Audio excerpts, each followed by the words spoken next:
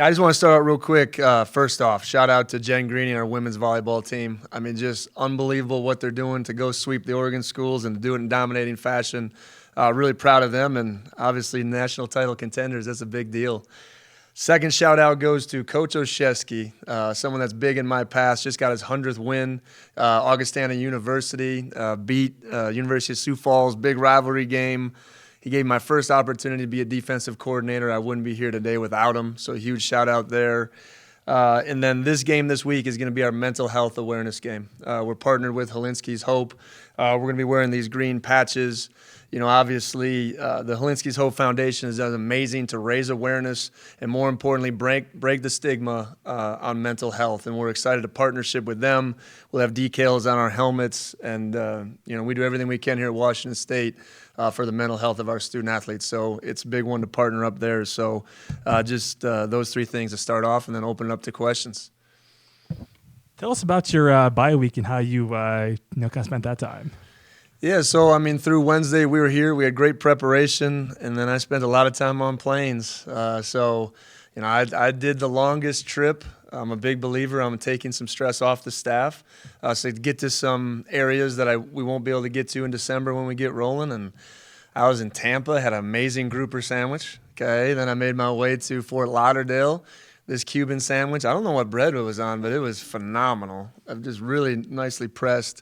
And then Memphis, I had some barbecue. So I was traveling a long ways and got back on Saturday afternoon. Really quick, over the weekend, your name came up as a candidate for the Michigan State job. I'm wondering, one, if you saw that, and two, if there's kind of any reaction on your part. I appreciate you asking that question, Greg. I think it's important, and you're going to get the same answer from me every time. These are the things that come with team success. Okay, we wouldn't be talking about these if we were 2-2. Wouldn't be talking about these things if we were 0-4. So these are the things that come with success. I love my job. I love being here. We're focused on right here, right now. Not on the past, not on the future. This team and what it means to everybody in the building and getting back to football is really important. So that's the thing with social media. I've not talked to any university out there, and we're focused on right here, right now, and what we're going to do with this team. And then what's the scout on UCLA coming up? Well, I think UCLA, obviously both teams coming off a bye week, so 4 games into an early season. I have not seen a bigger, longer defense in a long time. These guys are long and have great length, and they're attacking, and they're playing tremendously on that side of the ball. I mean, it is impressive to watch their physicality. The Latu kid is a problem. Most people have him in the top half of the first round. And then 53, when the Hawaii contingent was here, they used to talk about this kid. He is physical. He is downhill. He is aggressive. So I think they're playing with supreme confidence on that side of the ball, and it's shown as one of the best defenses in our league. So it'll present a big challenge, especially up front, and how much they want to blitz. Then on offense, obviously Coach Kelly is well known on that side of the ball. Been a little bit different at the quarterback position, been playing a bunch of different guys. We'll see who they really kind of settle on as they keep going. They got a great receiver on the outside and very unique schemes. And week-to-week changes quite a bit. And I think it's well documented how hard it is to go down in L.A. and win, and how hard it will be in general winning in this league on the road. And I think anytime you can go somewhere else and you get that win, you celebrate the mess out of that. So that'll be the challenge this week. Obviously, a lot of our players playing in front of family and friends, which I think is awesome. But that comes with different types of noise, and we need to really narrow the scope of our focus this week and what we need to do to win games. And then, Coach, you don't like talking about the past, but you also really stress finishing. Now, last time these two teams got together, you weren't part of the program, but there was a few players on the field that night when the team did not finish the job after being up by 32. Is there any kind of some of our guys that were still there? Well, there's two. RJ, BJ? Yeah. Okay. All right. I think Dean might have been on the team. Yeah. So 3. But in terms of stressing finishing, is there an extra emphasis? Especially knowing that that was a national sort of story after what that happened. Yeah, like I said, I vaguely remember the game you're referring to, and I think that's kind of how our team looks at it. This is new year, new opportunities. Finishing has been a whole emphasis of our team all the way back since January, so I don't think there's anything new on that. that will be not just the secret of success, but if we're going to be successful, I mean, we got to win the fourth quarter. We got to start fast. We got to jump on them early. We got to be the most excited team to play. And I think both teams will come in very healthy, but who can not ooze into the game and who can really accelerate forward? That's what this is going to be a hard week of practice. You know, we got to put our guys out there to realize the type of speed that we need to be flying around and playing with, and that's going to be a 60-minute game. There's not a single team, you know, really the rest of the schedule that you're just going to put somebody away. I mean, it's going to be a 60-minute tough fourth quarter game, and finishing will be a huge part of that. Then noon kickoff on the road there. Any advantages or disadvantages to that, do you like? It's the way college football is meant to be played. I mean that. Let's wake up. Let's play. What a venue to be at. You know, I think that'll be a big time, you know, for our guys to play in the Rose Bowl and what that means to the West Coast and to be down there to wake up and get after it. That's what I mean. You can't be sleepy into a game. You know, we do it every day. We have morning practice, and I think whether that's an advantage or not, we'll see. But I think at the end of the day, you know the moment, and these games mean something, right? To not be your best for 60 minutes, that's not acceptable, right? That's not the standard of what we are around here. So we'll go out and attack it this week and start some practice. Coach, I'm just wondering with the offense, you know, right now, in terms of third down conversion, something a lot of coaches talk about often, you know, last year, somewhere down below 37, but right now, you know, third in the country, up over 60%, just where that kind of shift came and what that kind of means to the team, how important that is. Well, I think there's third down when you study it. You know, there's obviously conversion percentage, but there's distance that you're converting. I think that's been the best part. Our distances have been lower, so you're seeing the higher number of conversions. So that means we're winning first down. We're being efficient. Every time we're digging ourselves a hole, we're getting out of those situations, and that'll be harder and harder to do. But there's always been a big emphasis on third down and keeping the chains moving. And probably the biggest point is, offensive line. Keeping Cam upright. He's going through his progressions, and Cam does some special things off script at times to move the chains, and our receivers have been extremely consistent catching the ball. So I think you put all that together, it leads to some of those numbers that you're speaking to, and we're going to need to continue that. And then, obviously, you know, you talked a little bit about Josh Kelly and Kyle Williams, you know, the big performance against Oregon State. I'm just wondering, with those two guys, since they came in here, when you kind of started to really see a change in those guys from, you know, the receivers they were to kind of what you saw on the field against Oregon State? They're still changing. That's the best part. I think there's still a lot of growth to be had with both of those guys. Add Carlos into that mix, Zion Nunley, Josh Meredith. I think those guys are working extremely hard because hopefully our goal is when you get a taste of success, you're hungry for a lot more and you understand the reasons why those things happen. And those are both two completely different individuals working on different tracks, both with high goals and dreams. And we support those and we challenge them each and every day. And I think that's been a key to their success. And I think as a team, staying humble, right? There's been a lot of love bestowed upon the Cougs. Okay, there has, right? A ranking and a Heisman and the receivers and the offense and, you know, Jaden Higgs. There's just a lot of things going on. And success brings different adversities. So stay humble, stay focused on the task, be disciplined to what we need to do to win games. So, you know, that's got to be our focus at every position, not just with those two guys. Jake, I know that the mental health awareness means a lot here at Washington State University for what's gone on in the past, but for a college football coach in 2023, how is important, and you're going to celebrate it this weekend, but how important is that on a day-to-day basis to make sure your guys are all there? I think it's really important. I said this the other day. I don't think we realize how much stress is on 18 to 23-year-old kids. Okay, and I say kids, young people, from social media to the pressures of their environment to playing at the next level. And just making sure our guys understand that there's an open door, whether it's an open door to the head coach, to the assistant coach, to the trainer, to our sports psychologist, to our counselors. There's avenues to make sure I'm making sure our young men understand it's about seeking those avenues and getting help. Okay, and we look at it as a strength. Okay, we really do look at it as a strength around here. And it starts with me and how we talk about it and how we provide avenues to all of our student athletes. But I mean it. You know, the pressures on these kids are real.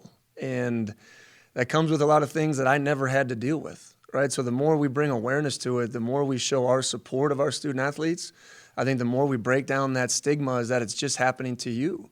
The stats say 18 to 23-year-old kids, suicidal thoughts. I mean, sometimes you research it in college students, it's upward of 40 to 50%, right? So it's a real issue that we're all dealing with, and we got to be able to deal with it together. So I think bringing awareness to it is really special, but it isn't just one day or 1 week. It's showing support for our student athletes 365 days a year. What's the greatest fear of a head coach coming off of bye week?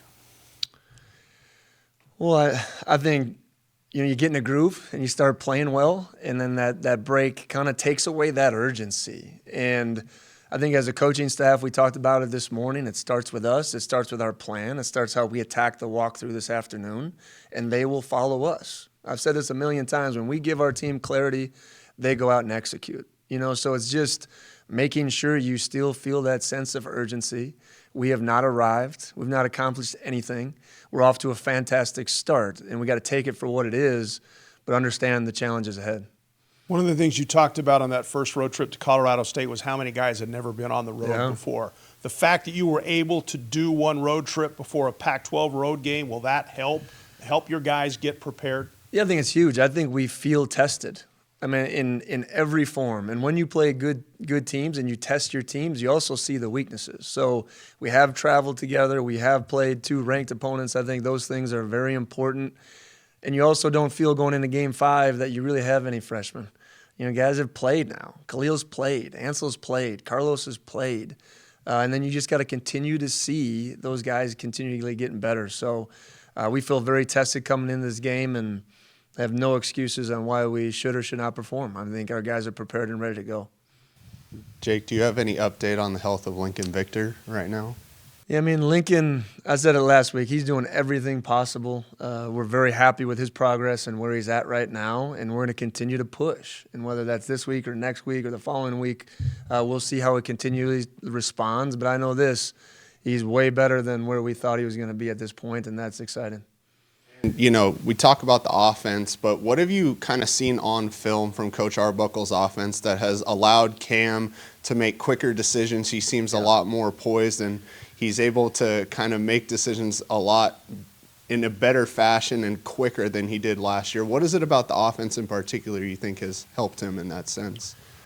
Yeah, I think he understands it better, and a lot of that is Coach Arbuckle and what he's done. That's also Cam, in my opinion, that first year to second year, the same place jump. He knows where he's going. He understands quick game versus max protection shots versus drop back, where his hots are. I think there's you see Cam playing quarterback more this year, and that's a credit to him, Coach Arbuckle, and our staff, and really getting, Cam's checking a lot of plays. I don't know if you guys know that out there, but he's getting ourselves in plays that he sees through his film study that he likes and being very definitive on where he wants to go with the ball. And you saw him after the game last week take responsibility for that sack because he didn't go where he should have went with the ball, even though they beat us on a corner cat blitz. So he understands even the defense way better than he ever did last year. And then once again, when you keep him upright, there's confidence for him to go do that. So just big shout out to Coach Arbuckle, the staff, and Cam for how they've been working this year. And I know you obviously don't care about odds or anything, but to be the 13th ranked team in the nation and be an underdog going on the road against an unranked team, does that kind of add any extra motivation for you guys? Or you think you'll just be ready to play? It just shows the challenge. It shows the challenge is real. And like I said, I want to be ranked at the end of the season, not now. Coach, I just wanted to ask one quick further thing just about the wide receivers, but it's actually about Nick Edwards, the new receiver coach. I talked to him before the season, and also, like Cooper Kupp, one of the better receivers in the NFL, has said he's the best coach, one of the most impactful coaches he's had. Obviously, he's coached multiple NFL receivers at Eastern Washington. Just the impact that you've seen from him on that group and just what he's kind of done for that. I think it's a great question. I think Coach Edwards has come in here and most importantly just really solidified that group with a lot of new pieces and came in here and put his own spin on it. And he was comfortable enough to be himself. I think he's a great teacher of the game. I think our guys are seeing, a bigger picture than just running routes. Yet I see when you see him work, the technician that he is and the relationship builder that he has with those guys. So it's continually a work in progress, and I mean it. If we really take an attitude in that room to want to constantly get better and not say, hey, we've arrived, I think our team's going to get better and better. So that's what's exciting from this chair, to know that he's just a vital part of that, and he challenges them every day. And we need to keep working and never be satisfied. So I'm just really appreciative of the work that he's put in. More game day hate for Wazoo. You have any reaction to any of that? No real reaction. I mean, I think it's Cougs versus everybody, and I think it just shows it once again. I mean, like, my mind goes to sports are amazing. Like, it just is. I mean, if anyone's out there that's debating putting their kids in sports, it's the best thing you can ever do. And I mean that in the terms of, there's nothing in life that puts you in that competitive an atmosphere in those rooms. And I mean that. The bonds that are formed through competition is incredible, right? And the brotherhood that I get to see through the blood, sweat, and the tears and the triumphs and the tragedies, like, it's amazing. And, I'm going to defend our team. I'm going to stand up for the team, and I never took back what I said. I took back the absolute tone and how I said it, and they responded to it, and it's over. Let's let Old Crimson fly in all her glory. Like, let's let her fly. I mean that. Let's move on. Cougs, I feel the passion, and I love it. But let's place that passion back on the games. Let's pack Geesa Field for homecoming. We're not sold out yet. All right, let's show our passion and donating to the CAF and our NIL initiatives, and there's so many places to really put our passion, right? So I'm excited about all that, and we're moving on, and we're focused on UCLA. I'm curious how you guys face fourth down decisions. There was a story in the Athletic the other day about some teams have like a giant book with like each situation, the yardage, the down, whatever. Do you guys have something like that? And just in general, how do you guys approach those? We use CAI analytics, and we do have the monster book, and it can be really complicated. The one thing I say is the book has no feelings. Okay, so there's still a feeling of, they have go for it's no matter what, whether the score is 3-2 and your defense is whooping tail, or the score is 58-49 and you can't stop a nosebleed, right? So those are the situations that we're very analytical towards it. I lean towards going forward on fourth downs and following the book, but there's also situations and circumstances that you have to be a coach. But one of the biggest things they do is they give you a weekly thing every Thursday about situations, and it's just staying sharp as a head coach. What would you do in that situation? And some of the best things that are out there. So we're very book-oriented. We'll go 4th and 1 all over the field. That's very documented. It's like last game. There's not much benefit. There's some benefit from going up 10-13, but 4th and 2 on the goal line, we're going to try to knock them out and go for the win. That's analytically right, whether or not people agree with it. So we use a lot of those different types of things and circumstances to help us make some decisions. And then a couple other injuries to ask you about. One, Moku, and then Quinn on the edge. Yeah, Quinn is working back into field activities this week. I don't think that'll lead him to this Saturday, but we feel very good possibly about the Arizona game.